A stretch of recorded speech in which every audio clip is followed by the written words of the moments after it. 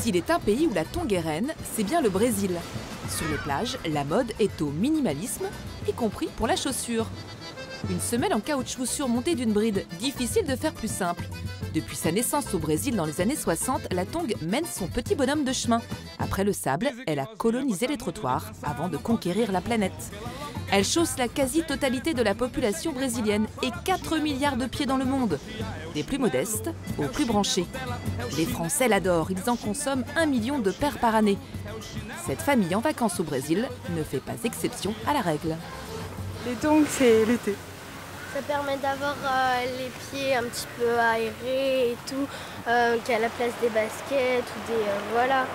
On met des chaussures fermées toute l'année et puis là, on est les pieds à l'air. C'est simple, pas cher et très confortable. Voilà. La tongue fait partie de la famille. Et on en ramène, non on en ramène à tout le monde. À tout le monde. Toute la famille. L'histoire de la tongue, c'est l'âme du Brésil façon conte de fées. Longtemps considérée comme la sandale du pauvre, elle a pris au fil du temps de la couleur, de la fantaisie, devenant aussi célèbre que le Christ du Corcovado. Beaucoup ont envie de profiter de cette notoriété. La voici qui débarque sur un quai, près du port de Marseille. Attendue de pied ferme par 2 entrepreneuses françaises. Elles sont très très bien, parfaites. On n'en attendait pas moins. C'est ça. C'est du caoutchouc naturel en fait. Elles sont fabriquées 100% en caoutchouc naturel. On va amener un peu de soleil aux Français et que c'est un des meilleurs moyens d'y arriver. Les jeunes femmes ont investi 100 000 € dans l'importation de ces tongs brésiliennes qu'elles vont vendre sur Internet. Petit affleurant le bord de la sandale. Mais la concurrence est rude. En face d'elles se dresse un empire. Celui de l'inventeur de la tongue, la firme Havaianas. C'est le leader mondial sur le marché. Devenue accessoire de mode, la claquette des quartiers populaires s'invite désormais dans les soirées mondaines. Son succès est aussi celui de Carla Schmitzberger, la présidente du groupe. Le marché de la tongue ne cesse de croître. C'est un très bon produit, simple, confortable, au prix accessible, coloré, joyeux, qui fait penser à la plage. C'est normal que tout le monde aime, et nous on en profite. Vedette des podiums, star à part entière des défilés, la tongue est elle aussi ensoleillée et naturelle que son visage véhiculé par les campagnes publicitaires le laisse entendre. Nous sommes passés dans l'envers du décor en suivant la route de la tongue, de sa naissance au Brésil jusqu'à sa mort sur les côtes africaines. Chaque année, 35 tonnes de sandales devenues déchets échouent sur une plage du Kenya, ballottées d'un continent à l'autre par les courants marins. Ce que nous avons découvert tout au long du chemin n'a rien de très glamour.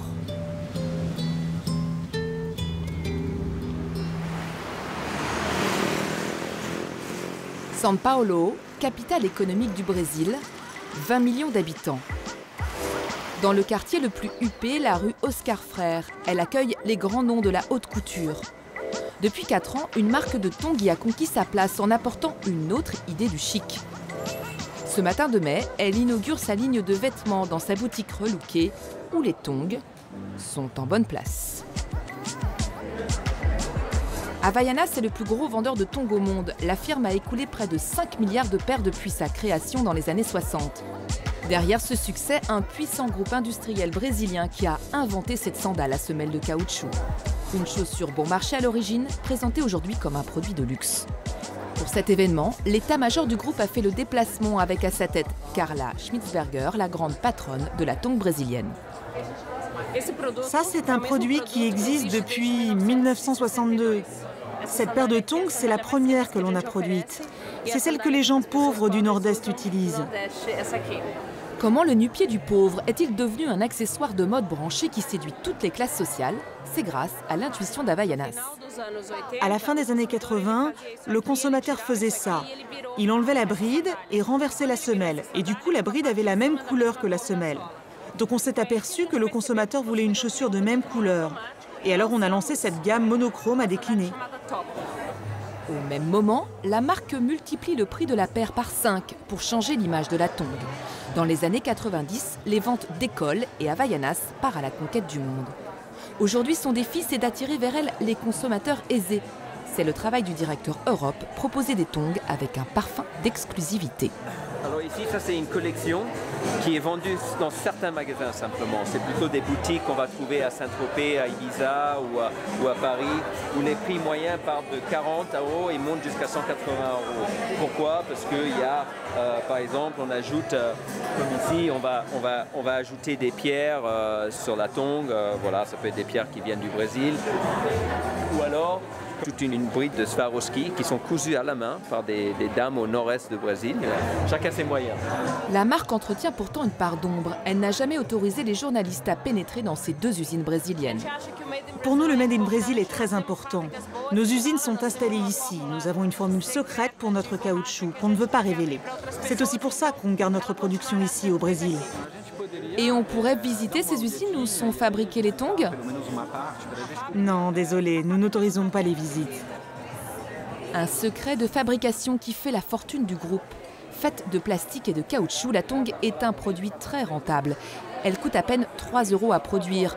Le chiffre d'affaires annuel d'Havaianas s'élève à plusieurs centaines de millions d'euros. Les inventeurs de la tongue n'auraient jamais imaginé cela à l'époque. La longue marche de la tongue commence en 1962 à Hawaï. Un cadre brésilien d'une petite entreprise de construction remarque que les Hawaïens chaussent des sandales avec des semelles de pâte de riz inspirées des oris, les espadrilles japonaises. De retour au Brésil, il propose à l'entreprise familiale de s'en inspirer pour créer des nu-pieds adaptés aux plages du pays. Inventer une semelle résistante et confortable à base de caoutchouc nécessite quelques recherches. Quelque temps plus tard, la tongue Havaianas voit le jour, tirant son nom de Hawaï. Produite à moindre frais, quelques centimes d'euros, elle est vendue bon marché. Ce sont les populations pauvres du Brésil qui la portent, mais aussi les soldats brésiliens lorsqu'ils sont au repos. Alors comment cette claquette, qui ne payait pas de mine, est-elle devenue le symbole du Brésil? La réponse se trouve ici, dans la plus grande agence de communication du pays. C'est là que l'histoire de la tongue a basculé. 30 salariés travaillent pour le compte de la firme Havaianas sous la direction de Marcelo Serpa. Ce publicitaire a métamorphosé l'image de la sandale pour en faire un objet culte. En fait, c'est comme ça qu'on travaille, on commence comme ça. Le personnage principal, c'est toujours la tongue. Ensuite, autour, on crée des situations, une atmosphère, des silhouettes. Avant, les tongs, on faisait le ménage avec, on les cachait même, on n'en était pas fiers. Mais dans la tête des gens, et dans le cœur, dans la mémoire affective, il y avait les Havaianas, ça faisait partie de leur vie. Alors on a utilisé ça, on a ravivé ces souvenirs, on a lancé des campagnes de publicité, à la télévision notamment. Comment faire pour transformer 30 cm de caoutchouc et de bride à 5 € en une marque mondiale? C'est ce que raconte ce film de promotion à usage interne. Depuis 30 ans, les publicitaires ont largement exploité les atouts du Brésil. C'est leur meilleur argument de vente. Soleil, football, surf et bikini. Les clichés font toujours recette. Signe des temps, la marque cherche aujourd'hui à donner d'elle-même une image écolo et éthique. Le client nous a demandé de nouveaux emballages pour mieux protéger les tongs. Alors, on a pensé à une série de 5 petits paquets différents. Et on pourrait pas faire quelque chose qui soit moins plastique? Sinon, on a ça. Ouais, ça c'est pas mal. C'est un peu plus écolo quand même. L'image compte plus que le produit finalement. Toujours, toujours. Tous les arguments sont bons pour séduire les clients. Havaianas a beau chausser la planète entière, elle vend 6 paires de tongs à la seconde dans le monde, soit 230 millions par an. La concurrence est rude. D'autres marques veulent aussi leur part du gâteau. Il y a le rival Ipanema, dont le mannequin Gisèle Bündchen est l'égérie. Mais aussi des fabricants chinois, et même des Français, qui misent tout de même sur le Made in Brésil. En région lyonnaise, nous retrouvons Christelle Lafont et son associée Laura, prêtes à se lancer dans cette bataille de la tongue. Elles se sont installées de fraîche date dans des locaux loués dans la zone industrielle. L'aventure débute sur un mode artisanal. Les tongs importés proviennent de chez Carreiris, une entreprise brésilienne concurrente de Havaianas. Christelle et Laura ont basé leur communication sur l'image classique du Brésil. Ouais, c'est bien. Alors après, on a des bracelets brésiliens de différentes couleurs. Donc, on va essayer de faire quelque chose de joli. Les Français sont parmi les plus gros acheteurs de tongs en Europe. Alors, le marché est déjà bien encombré. On sait qu'on n'est pas sur un produit qui n'a jamais existé. On sait que ce n'est pas un marché qui est complètement nouveau, ça c'est sûr. Mais après, je pense que ça ne nous empêche pas d'essayer, qu'il y a de la place pour un challenger. Leur stratégie, vendre sur Internet leurs produits 2 € moins cher que la concurrence. Première séance photo avec le mari de Christelle. Là, c'est le rush, donc il faut mobiliser tous les moyens pour que tout soit prêt au moment où le site sera lancé. Donc j'ai été mis à contribution, avec plaisir. Pour faire la différence avec les autres marques, leur marketing est axé sur le développement durable. C'est quoi ça, Laurent? Alors là, donc on a reçu le reste de nos sachets biodégradables. Donc je vais vous montrer. En gros, ça ressemble à ça. C'est vrai. Elles ont choisi la société Cariris sur la base d'informations récoltées sur Internet. L'entreprise les a intéressées pour ses valeurs humaines et écologiques, disent-elles. Mais Christelle et Laura ne sont pas allées sur place visiter l'usine. Je pense que Christelle et moi, on a été vraiment conquises au départ par les valeurs de Cariris, par vraiment l'histoire de la société, parce que c'est une entreprise familiale. Donc déjà, c'est une petite structure, c'est quelque chose qui nous a tout de suite emballés. Ensuite, il y a un vrai engagement environnemental et sociétal de leur côté. Et je pense que ça correspondait bien à ce qu'on voulait faire en France. Oui. Écologique et éthique la tongue, nous avons contacté Cariris. C'est parfait. Contrairement à Havaianas, elle a accepté de nous recevoir pour nous montrer comment se fabrique une tongue. Sur le masque. Retour au Brésil.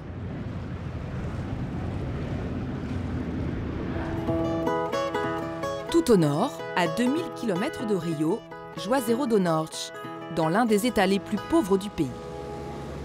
C'est le caoutchouc qui fait vivre la ville et ses nombreuses usines. Parmi elles, celle de Cariris, fondée en 1963. Chaque jour, 200 ouvriers pointent pour fabriquer l'unique produit de l'entreprise, des tongs. C'est effectivement une société familiale. Nous sommes accueillis par Mirella Duarte et son fils Harry. C'est auprès d'eux que les Françaises ont passé commande il y a quelques mois. Cette collection que vous voyez ici, c'est toute la collection 2014 qui est partie en France. Nos clientes françaises, pour le moment, n'ont pas encore eu le temps d'imaginer leur propre collection. Alors elles vont tester nos produits, ensuite elles verront. Elles s'adapteront au marché français. 3250 paires de tongs sortent de ces machines chaque jour. Vendues dans le pays, mais aussi dans le monde entier, États-Unis, Europe, Australie. Après Havaianas, Cariris est le deuxième producteur au Brésil. C'est le père de Mirella qui a fondé l'entreprise après avoir découvert la formule pour la semelle de caoutchouc dans les années 60. Depuis, des générations d'ouvriers effectuent au quotidien le même geste. J'adore ce travail. J'ai fait ça toute ma vie. Mais mon atout, c'est ce mouvement que je fais, comme ça. C'est ma petite gymnastique. Elles sont belles, nos tongs, non? Elles ont déjà fait le tour du monde. Ça va faire 41 ans que je travaille ici. Écoutez ça. Et toi, ça fait combien de temps? Moi, ça fait 20 ans. Elle, ça fait beaucoup moins de temps qu'elle travaille ici. Ça fait 20 ans. Merci à vous. Sur son site, Cariris vante ses ambitions environnementales. C'est ce discours qui a convaincu les Françaises.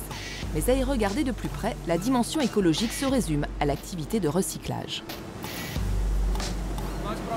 Nous, on recycle tous les restes de caoutchouc pour les réutiliser, pour qu'ils ne polluent pas l'environnement. Ça, ce sont des restes de caoutchouc que l'on a broyés pour les réutiliser et en faire de nouvelles tongs. En gros, c'est ça.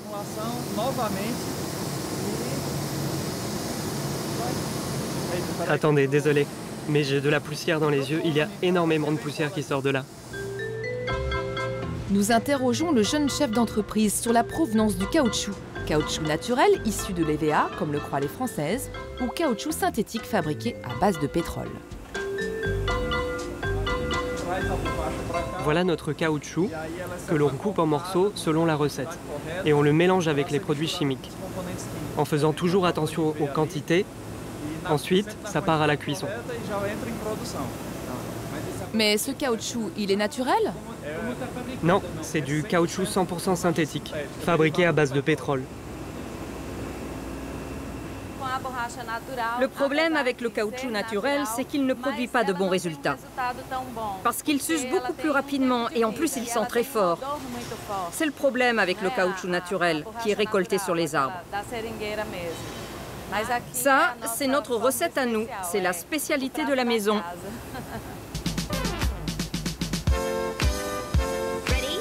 La recette de la spécialité maison, la voici. Pour faire une bonne semelle, prendre 100 g de caoutchouc 100% pétrole. Mélanger avec quelques additifs chimiques, bien malaxer, puis aplatir jusqu'à obtenir une pâte. Découper en tranches plus ou moins minces, en fonction de l'épaisseur désirée, puis enfourner. Le mot est juste, car c'est bien au feu de bois que les tongs sont cuites.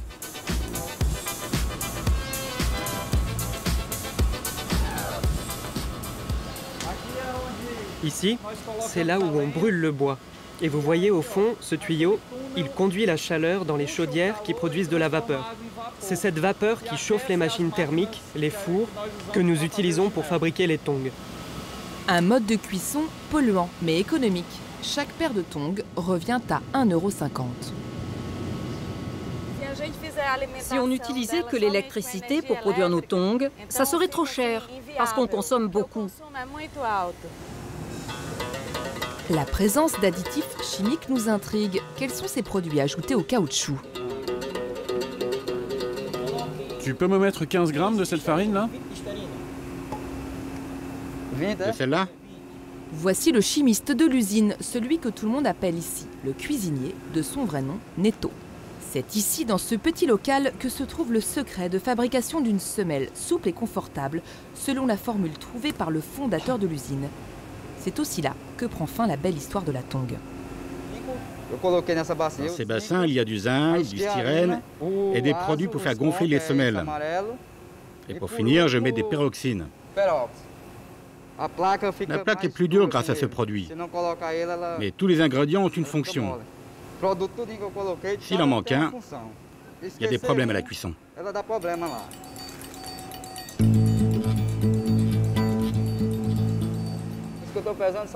Ces produits-là, ça va encore. Mais il y en a d'autres qu'on utilise chez Carreris qui sont bien plus forts. Et c'est pour ça qu'on nous demande d'utiliser ces masques pour se protéger.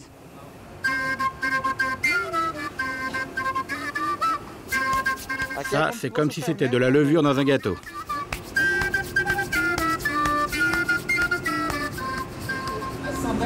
Et les tongs Havaianas, elles sont produites de la même façon? Les produits qu'on utilise ici, ils les utilisent chez Havaianas. C'est comme nos Carreris. Même chose avec les Havaianas. Pour Mirella et son fils, ces produits sont nécessaires, mais inoffensifs pour le consommateur. Les personnes qui utilisent ces produits en permanence, ils doivent mettre des masques. Et avec cette protection, ils arrivent à diminuer le risque. Mais dans le produit final, il n'y a plus aucun souci à se faire. Ici, il y a une grande quantité de produits chimiques, ça sent très fort. Mais une fois que ça devient une tongue, il n'y a plus de problème. Et bien sûr, cela n'est plus du tout dangereux pour la santé. La cuisson des fours alimentés au feu de bois permettrait donc d'éliminer tout effet toxique. Dans l'usine, l'odeur est nauséabonde. On ressent des picotements dans le nez et dans les yeux. Pourtant, les ouvriers ne sont pas protégés. Ils respirent cet air vicié et manipulent des produits chimiques, 8 heures par jour.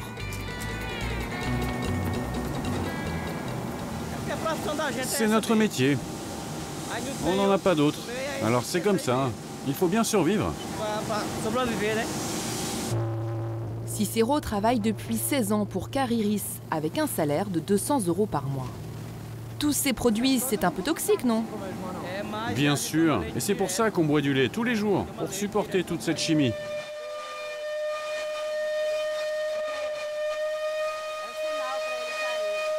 Chaque midi, il rentre déjeuner chez lui. Cicero habite à 10 minutes de marche dans un quartier populaire. La première chose qu'il fait, c'est se doucher pour essayer de se débarrasser de cette odeur tenace.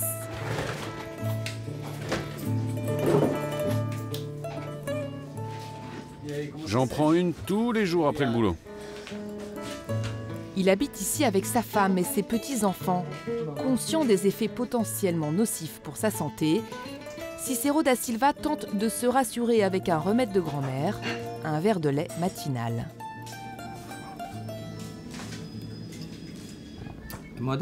Avec tous les produits que je manipule, boire du lait, c'est une bonne chose pour empêcher le poison d'agir.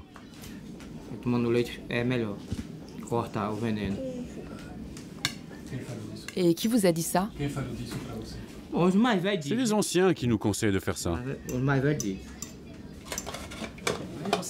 Que pensez-vous de tous ces produits chimiques que votre mari manipule?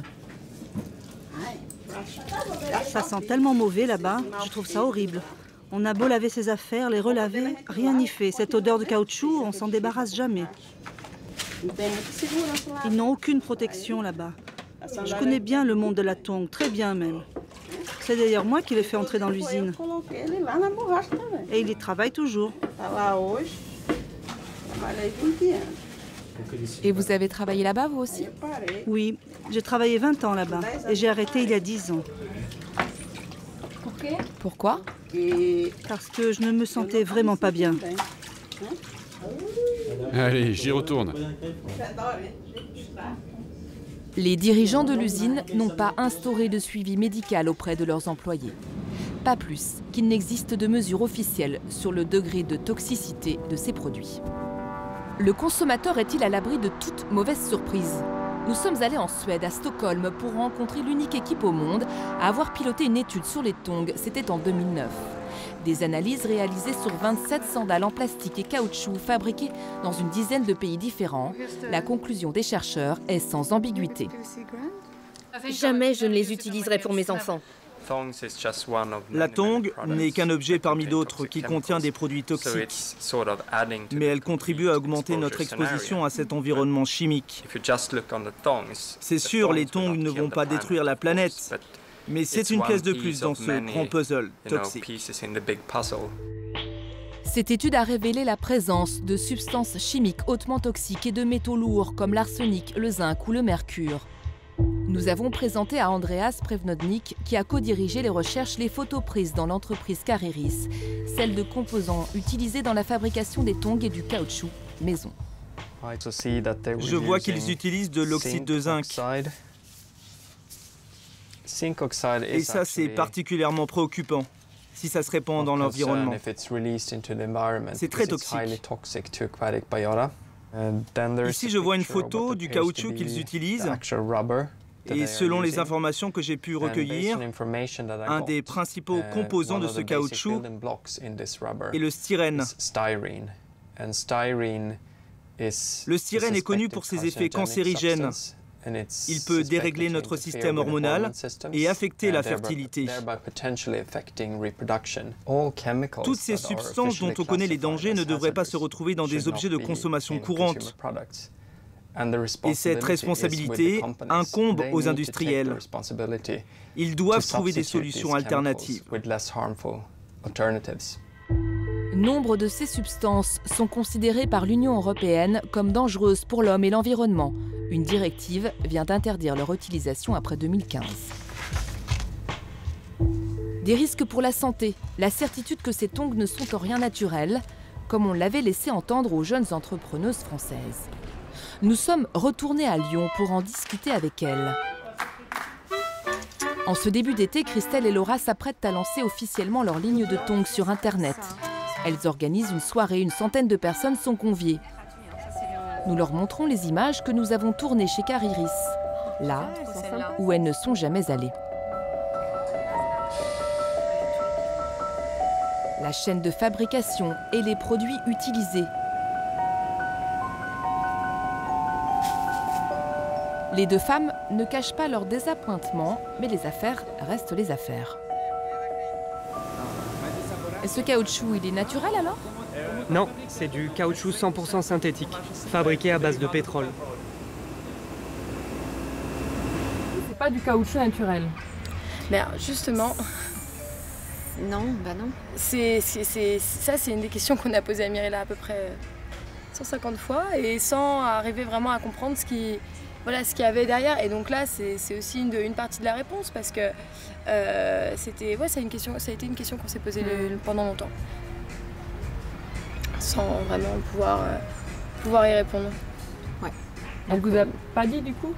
Bah justement, en fait, elle nous parle de caoutchouc naturel. naturel. Très clair, ça n'a jamais été clair. Est-ce que c'est gênant par rapport à votre image de marque qui se veut justement écologique? Ah bah c'est sûr qu'on aurait préféré que ça soit 100% naturel et que ça soit qu'il n'y ait absolument aucun dérivé dedans. Ça, mais pour l'instant, apparemment, donc c'est ce qu'on a su plus tard, c'est que techniquement c'est impossible.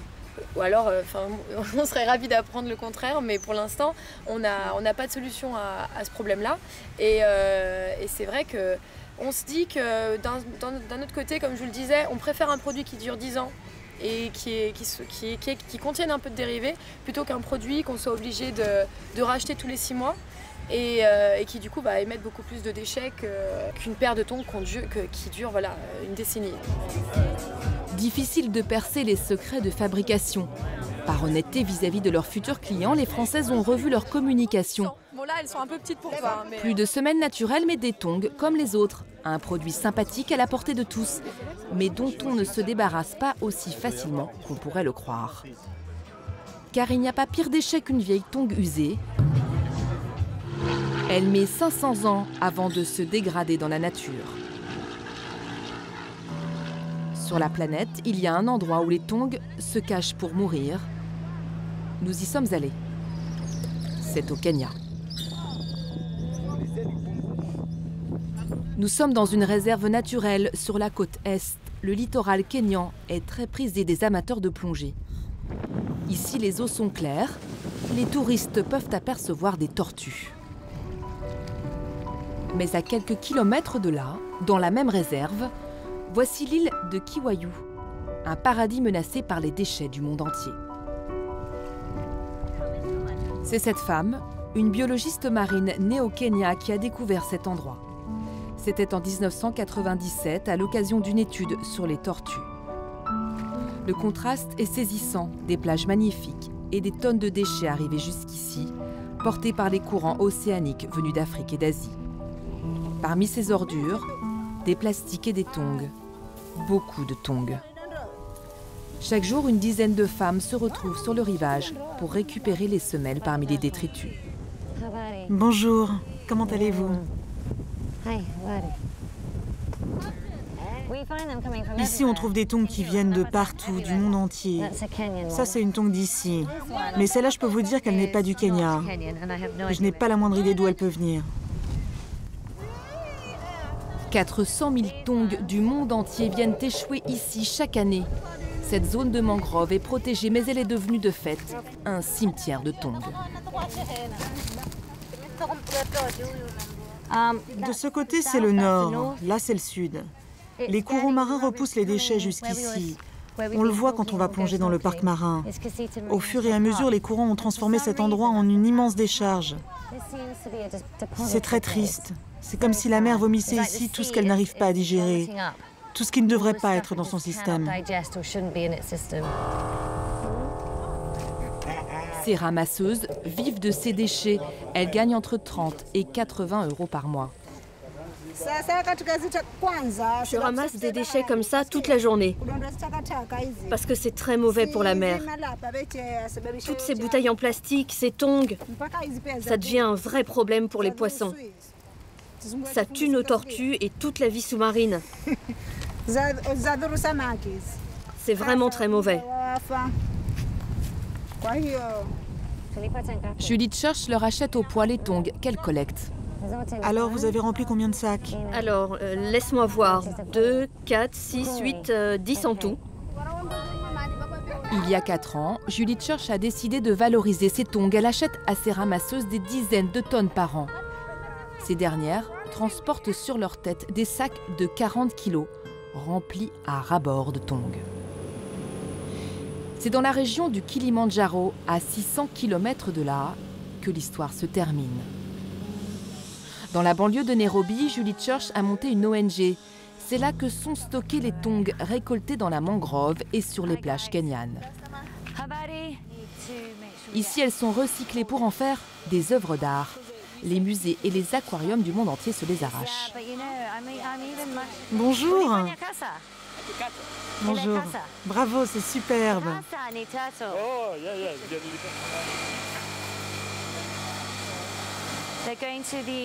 Cette pièce va être envoyée à l'aquarium du Pacifique en Californie. C'est vraiment fantastique. 35 tonnes de tongs ont été recyclées de cette manière l'année dernière, une activité en plein essor. Les sandales sont d'abord lavées puis séchées, assemblées en blocs et taillées. Des mains de ces artisans sort chaque semaine une arche de Noé. Ça, c'est la taille moyenne de nos animaux. C'est la longueur d'une tongue. Et il en faut 6 pour faire cette pièce.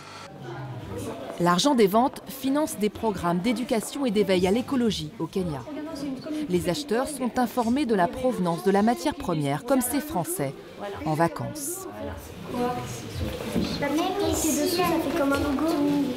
Je pense qu'on a tous été surpris parce qu'il part d'une tongue qui est complètement périmée, on ne peut plus l'utiliser et on arrive à des couleurs comme ça, flamboyantes. Ça dépolluer, ça recycle. Oui, c'est du recyclage. Mais c'est vrai que maintenant, je pense que quand on va acheter une paire de tongs, on va y penser. C'est un marché qui ne cesse de grandir. Il va donc y avoir de plus en plus de déchets. Il faut absolument que les gens trouvent un moyen de se débarrasser de leurs tongs, mais en respectant l'environnement et de manière rentable. Ces tonnes de tongs qui recouvrent les plages du Kenya, ce n'est pas une bonne image pour les entreprises qui les fabriquent. Mais ça les préoccupe vraiment? Ils s'en fichent, mais on va les faire changer d'avis. La tongue glamour, une image superficielle, celle des photos sur papier glacé. Son marché en plein essor risque de polluer la mer pendant des milliers d'années.